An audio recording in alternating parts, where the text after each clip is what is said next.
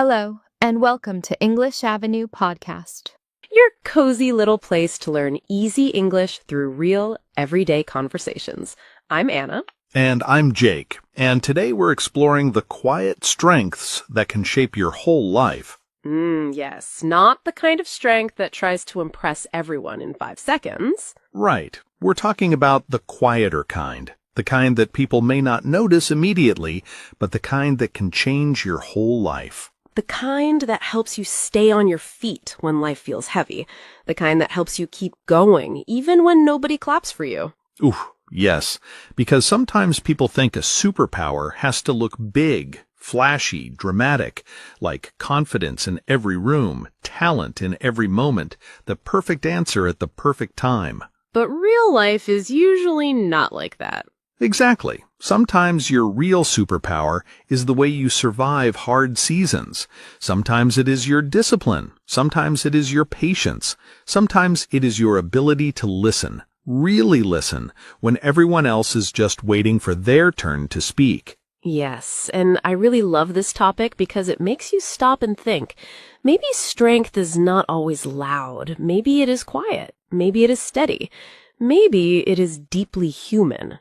So, no superhero costume today? No cape, no flying, no laser eyes. Sadly, no. Sadly, no. Just real strengths, the kind that shape your character, protect your future, and quietly make you stronger over time. And honestly, I think a lot of people already have these strengths, but they do not see them because they're looking for something more obvious. Yes, they think, oh, I'm not the smartest person, I'm not the most confident person, I'm not the most talented person.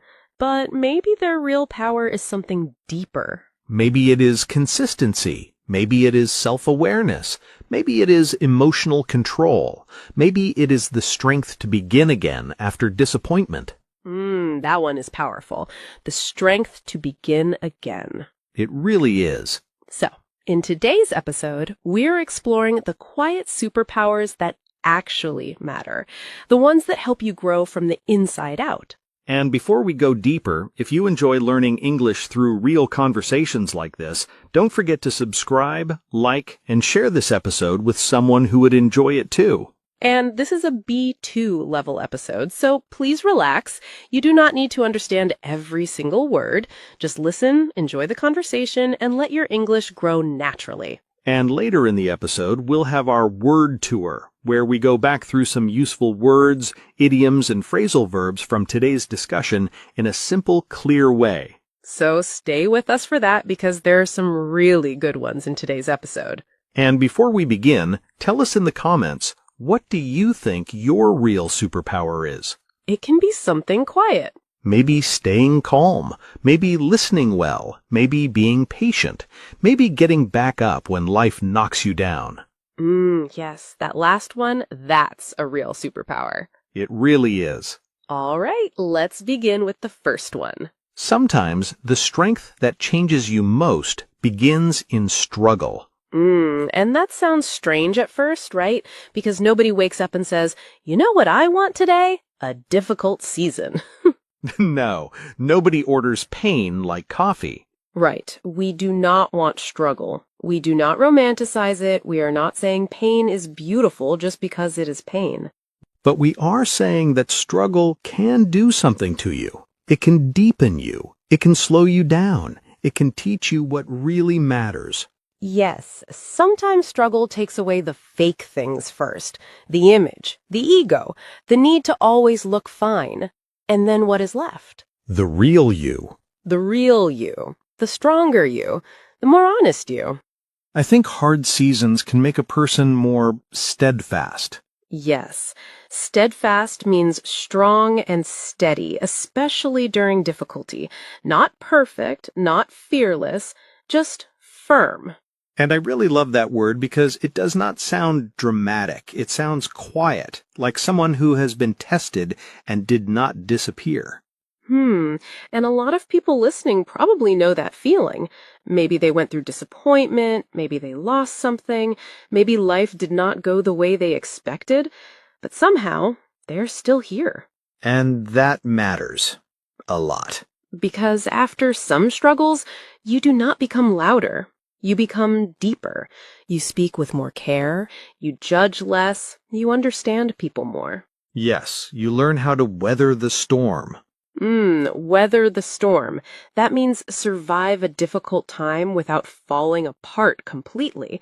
You are still shaken, maybe, but you keep going. Right. And I think that is one of the most human superpowers of all. Not shining all the time, not winning all the time, but staying with yourself through the storm.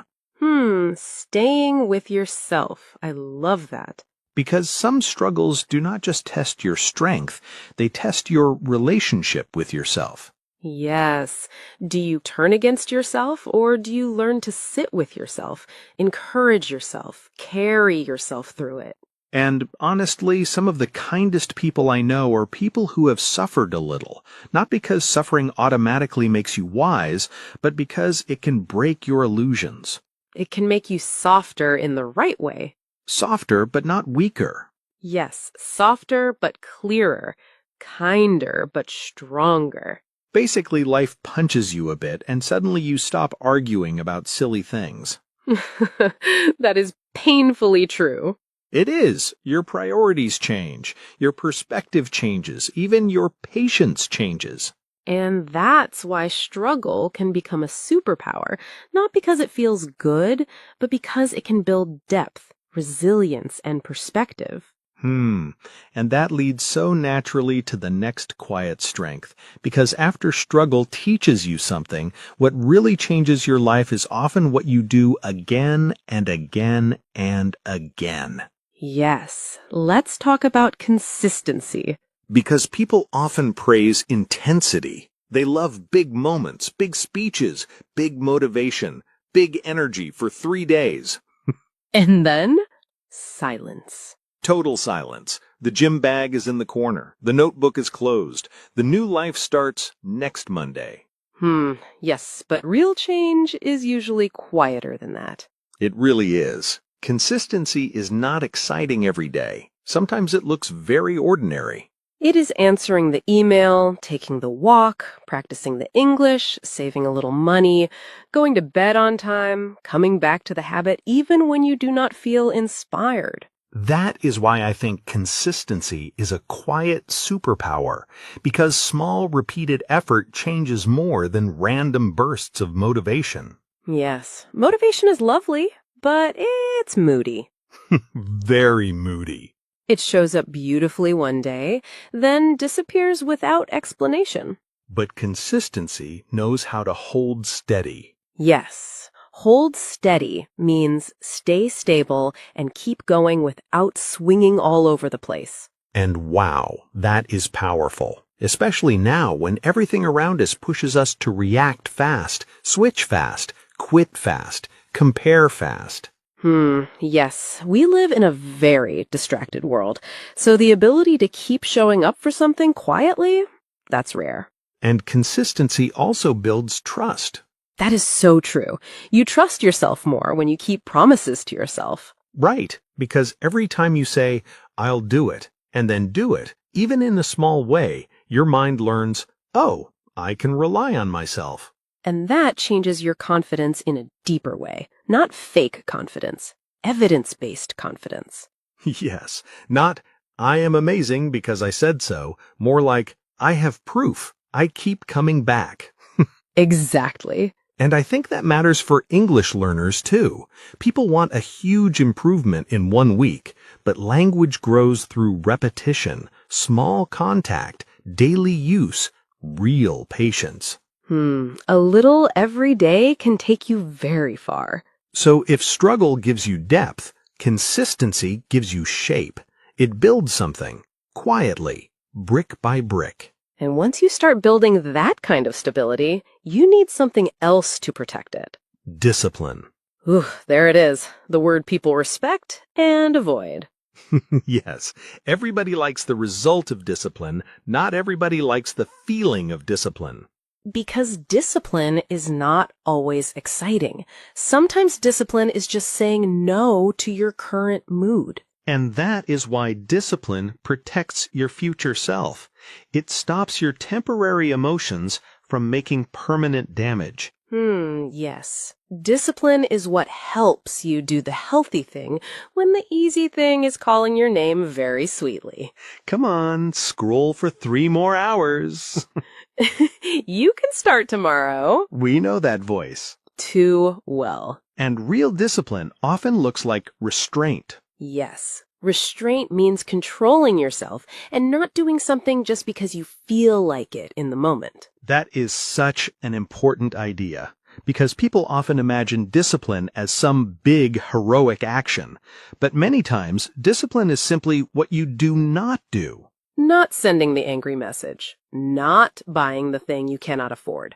Not quitting too early. Not speaking just because your ego wants the last word. That last one is a life skill. A serious one. And when things get emotional, you also need to keep your head. Yes, that means stay calm and think clearly under pressure. Because life will test you. Work stress, family stress, money stress, uncertainty, bad moods, misunderstandings. And in those moments, discipline is not just about routine, it is about mental steadiness. Right. The ability to pause before reacting can save relationships, money, time, and peace. And I think that is why discipline is love in a serious form. Whoa, say that again. Discipline is love in a serious form. It is how you care for your future self before that future arrives. That is beautiful, because it changes the feeling of the word. Discipline is not punishment, it's protection. Protection, yes. And life becomes even more interesting when the plan changes anyway. Which it always does, because life loves surprise. It really does. And that brings us to another modern superpower, adaptability. Yes. This one matters so much now because the world changes fast. Technology changes, jobs change, people change, plans change. Even your own identity can change. Right. So the question is not, can I control everything? Because you cannot.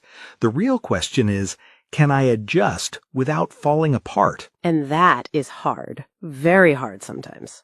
It is, but adaptable people do something powerful. They accept reality faster, not because they like every change, but because they understand that fighting reality wastes energy. Yes, they still feel disappointment.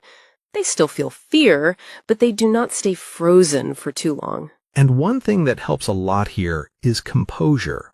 Yes. Composure means a calm, controlled way of behaving, especially in a difficult moment. I love that word because adaptability is not chaos. It is not panic with a smile. It is calm adjustment. Panic with a smile is such a funny picture. Everything is fine while the room is emotionally on fire. Oh no. But seriously, composure gives you space to think. And that space helps you adapt. Because when something changes suddenly, the first reaction is often emotional. No, why? This is unfair. I cannot do this. Yes, very human reactions. Completely human. But if you can breathe, settle, and meet the moment with composure, you can ask a better question. Okay, this is happening. Now how do I move with it? That question changes everything. It really does. Adaptability is not giving up yourself. It is updating yourself. And that matters. Updating yourself. Beautiful. And the people who adapt well are often strong in another area too. Emotional intelligence. Yes, the hidden superpower. Because people often think intelligence is just logic, facts, and fast thinking. But emotional intelligence changes your daily life in a huge way. It helps you understand what you are feeling, why you are reacting, what other people may be carrying, and what the room feels like emotionally. That kind of awareness can save conversations before they become disasters. Which is useful because some conversations are one sentence away from becoming documentaries. That is true. And emotionally intelligent people are often very intuitive. Yes, intuitive means able to understand something quickly, almost naturally, without needing every detail explained. So maybe nobody says, "I'm upset," but you can feel it. You can hear it in the silence, in the tone, in the face, in the pause. Yes, you pick up on those signals. Exactly. Pick up on means notice or understand something subtle that is not said directly. And wow, that matters so much because people are not always direct. Sometimes they say, "I'm fine," but their eyes say, "Please ask me again." Yes. Or at work, maybe someone says, "No problem," but the energy says, "This is definitely a problem." Very true. Emotional intelligence also helps you manage yourself, not just read others. Yes, you notice, "I am tired, so I am reacting more sharply," or "I am hurt, so I am becoming defensive." That pause can stop so much damage. And I think confidence grows there too, because when you understand your emotional patterns, you don't feel controlled by them all the time. That leads perfectly into self-awareness. Yes, because emotional intelligence is about emotions in motion, but self-awareness is broader. It is your deeper understanding of your patterns, habits, fears, strengths, and blind spots. And honestly, self-awareness changes everything. It really does, because when you do not know yourself, you keep fighting the wrong battles. You blame laziness, but maybe the real issue is fear. You blame other people, but maybe the real issue is your own communication. You call yourself weak, but maybe you are just exhausted. Yes, self-awareness gives you discernment. Discernment means the ability to judge well and see things clearly, to notice what is helping you and what is harming you. And that is powerful because once you can see clearly, you stop moving blindly. You start noticing patterns. I say yes when I mean no. I shut down when I feel criticized. I procrastinate when something matters too much to me. I pretend I'm confused when I'm actually scared. Oof, those are real. Very real. But self-awareness is not there to shame you. It is there to guide you. Yes, it is not a mirror for self-hate. It is a mirror for honest growth. And I think that is one of the most freeing things in life. When you finally understand your own wiring a little better, you stop thinking, "What is wrong with me?" and start asking, "What do I need? What do I keep repeating? What can I change?" Yes, that question is full of power. And when you understand yourself better, you also become better at understanding others. Which brings us to one of the most underrated superpowers of all. Active listening. In a world full of noise, this one feels rare. Because many people hear words, very few truly listen. Yes. Some people are already preparing their answer while the other person is still speaking. They are not in the conversation. They're in a mental waiting room. That is such a good way to say it. But active listening is different. It is presence. It is patience. It is curiosity. It is respect. And it is emotional intelligence in action, really. You pick up on what someone means, not just what they say. Yes. You notice the hesitation, the tone, the energy, the thing behind the sentence. And when someone feels truly heard, wow, that changes everything. It does. People open up. Trust grows. Defensiveness drops. Even conflict becomes easier to handle. Because sometimes the most powerful thing you can say is not a brilliant sentence. Sometimes it is a sincere, quiet, "I understand." Or, "Tell me more." Or even just giving someone your full attention for 1 minute. That is why active listening is social power, but in a very human form. Not manipulation, not performance, real connection. And honestly, good listeners often feel safe to be around. Yes, because they are not trying to dominate the room. They bring composure. They stay curious. They don't rush to judge. And maybe that's the quiet message of this whole episode. That real power is often quieter than people think. Yes, and I think that's what made today's episode feel so special. We were not talking about loud success. We were talking about the kind of strength that lives inside a person. The kind you can miss if you only look at appearances. Exactly. So before we finish, let's slow things down a little and go into our word tour. Yes, let's go back through some of the beautiful words and phrases from today's conversation, because they don't just sound good, they're also very useful in real life. And the first one fits this episode perfectly. Let's begin with the word steadfast. Steadfast means strong, loyal, and steady, especially during something difficult. For example, she stayed steadfast even during one of the hardest years of her life. Or, his values remained steadfast, even when people around him changed. Repeat, steadfast. Steadfast. Next is the idiom, weather the storm.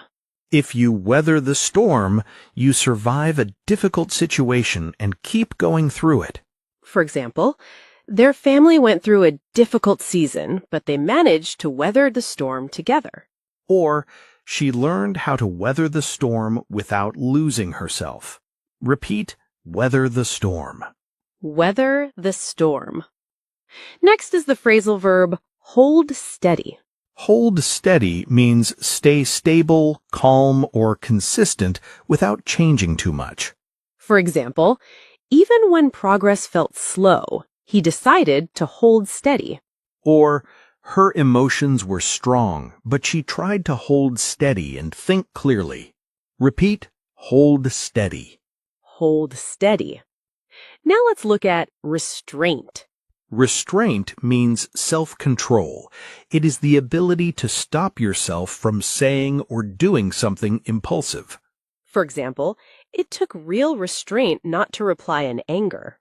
Or, good discipline often looks like quiet restraint. Repeat, restraint. Restraint. Next is the idiom, keep your head. If you keep your head, you stay calm and think clearly in a stressful situation. For example, everyone else panicked, but she kept her head. Or, it is easier to solve problems when you keep your head. Repeat, keep your head. Keep your head. Next is composure. Composure means a calm and controlled way of behaving, especially when something is difficult or emotional. For example, he answered the criticism with surprising composure. Or, she lost her plan but not her composure. Repeat, composure. Composure. Next is intuitive.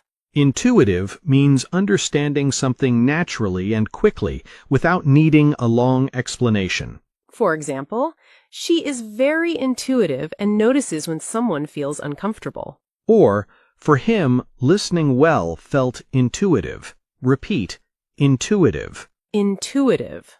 Now the phrasal verb pick up on.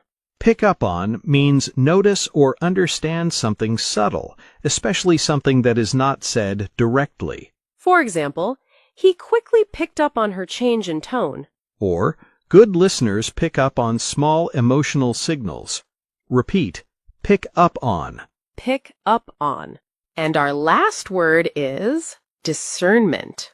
Discernment means the ability to judge well and clearly understand what is right, useful, or true. For example, self-awareness gave her more discernment in relationships. Or, with time, he developed the discernment to know what deserved his energy. Repeat, discernment. Discernment. Ah, those were some amazing words we explored today. They really were. And maybe that is the heart of today's episode. Real strength is often quieter than people think. Yes. So take a moment and ask yourself, what quiet strength has been carrying you lately? And if this episode spoke to you, don't forget to subscribe, like, and share it with someone who might need it too. Take care of your English. And take care of your heart. This is Anna. And this is Jake. And you've been listening to the English Leap podcast. Bye! Your progress doesn't end here. To continue advancing your English skills, click on the next video or explore the additional videos we've thoughtfully selected for you.